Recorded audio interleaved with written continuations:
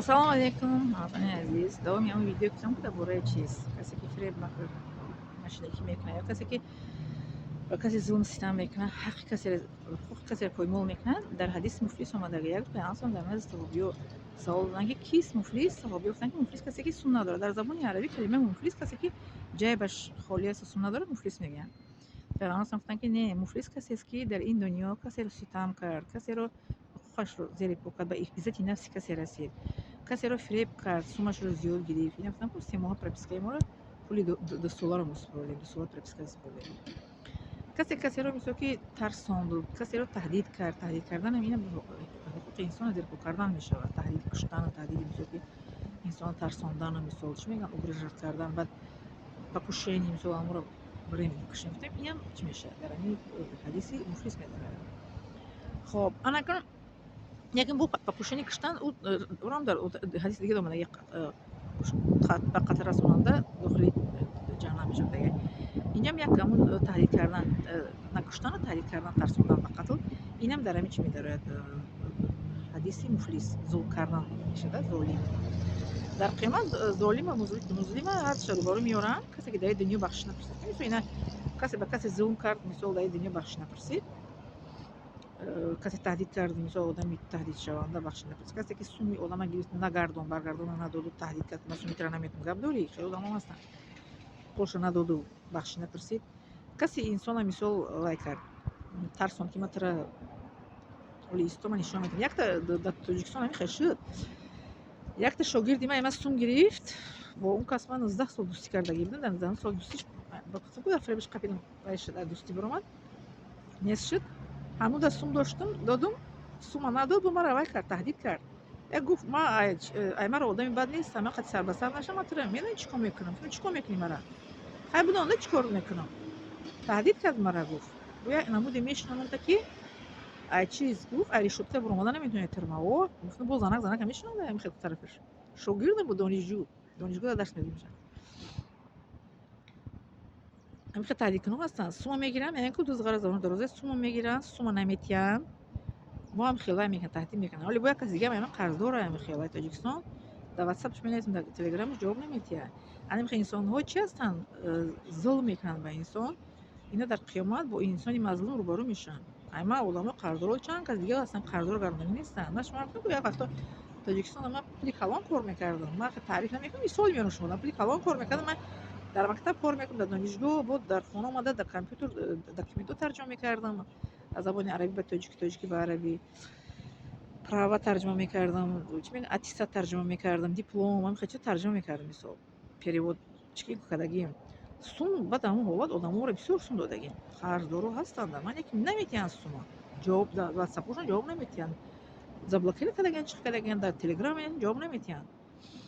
الان خیلی بود تهدیدم کردگیم چند تاشون رو تو فیسبوک که خواهرم گفتن که آپات بو سوم نگه که بو ما آپات چیکار میکنیم. خواهرم من ترسون چه کنم که کوردورشو نشه. من گفتم چرا سوم طلب نمیکنه دستم؟ من حق باید طلب کنم. خاکی گفتم تو چی اندازه که میتونم طلب میکنم، بعد که نداد قیامت جایی که حق به حقدار میرسد. اینا که قرض گرفتگیش دخترچم تلاش دیگه نبود. دخترچم تو 14 سالش 15 سال دیگه شد که قرض مرا گردنگی نیست.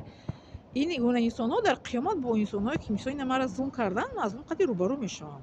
بعد اوجا بعد میبیارم یعنی که میگن ای ظالم عملی نیک شده مظلوم تین، ای مظلوم عملی بد شده ظالم تین. اینا برای بسوی جنه، اینا برای بسوی دوزخ. ده حدیث ده شری حدیث هم میگه حدیث مفلس ده. بله بینه که در حدیث دیگه اومده که من لا یرحم لا یرحم. کسی که رحم نمیکند و رحم خدا نمیخورد و او خدا رحم نمیکند. کسی که در دنیا کسی که ظلم میکنه کو بخش نمیپرسه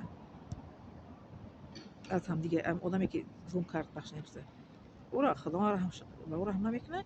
و دمی دنیا اونا گفتم شما دکونه مثل اونا حاجی میخواد تنقل میشونه هر شما دکوشون یا خیلی بگیم چی این همین دنیا دواشتن و دکوشون خدا اینوالید کرد. نمیگه که سالی با دنیا اومد اینوالید شد. در این دنیا الله تعالی جزاشون میتیه. یک تا دویمش که در قیامت روبرو میشه مظلوم، سومش که حق به حقدار میرسه و میره به جنت میره به دوزخ. برای ما کوشش کنیم که در ماه شریف رمضان هم خطاگیری که انسان ها پیش از رمضان کردگی باشن همین خیلی گناه انسان ها در رمضان بخش میپرسیم پیش الله تعالی توبه میکنیم тоза мешинем ки пеш аз рамазон ба ҳамин кор баргаштан барнакардан бояд кӯшиш кунанд ки хато ошона ислоҳ кунанд қарздоршона ба қарздоро баргардонанд аз инсонҳои қарздорам бубахшиш пурсанд баъд вай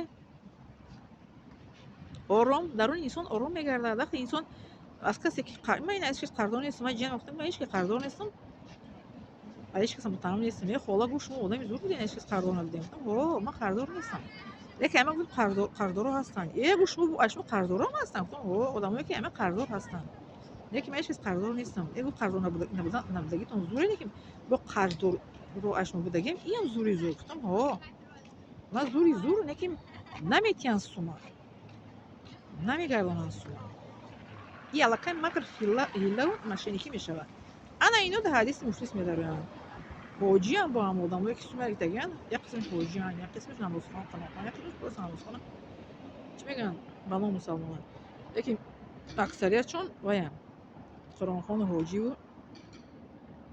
чӣ мегӯянд шона мусалмон метарошанд гуфтем кампири мусафида лекин аз но бӯи исломам намеояд нахо фреб кунӣ сума бигирӣ бу таҳдид кунӣ ки аз маро одами ганда неста наметам сумка мегирам гуфт эрони боше қиёмата вомехӯрем иншоалло оҷа чиқадр хел инсон даруни ман ором мешавад вақте ки ҳам хел ҳадисҳо оятҳоро ки мисол мехонда бораи хел зулм да бораи чи дар Қуръон омадаги ки худованд золимон дӯст намедорад худованд бо сабркунандагоне бошад ман бо ҳамин оятҳо ҳадисҳо ором мекунам ки ба мо одамҳо ягон мисол ки чӣ накунам бар болошон чи болораӣ накунам ягон гапи ганда нагӯям ғазаб накунам ба саршон дод назанам баъдам хеле ман ором мекунам алҳамдулилло ки ҳамин мусалмон ҳастам дар дини ислом зиндагӣ мекунам ва чи аста хабар медиҳад ки дар қиёмат шуморо худованд ба ҳақтон мерасонад иншоалло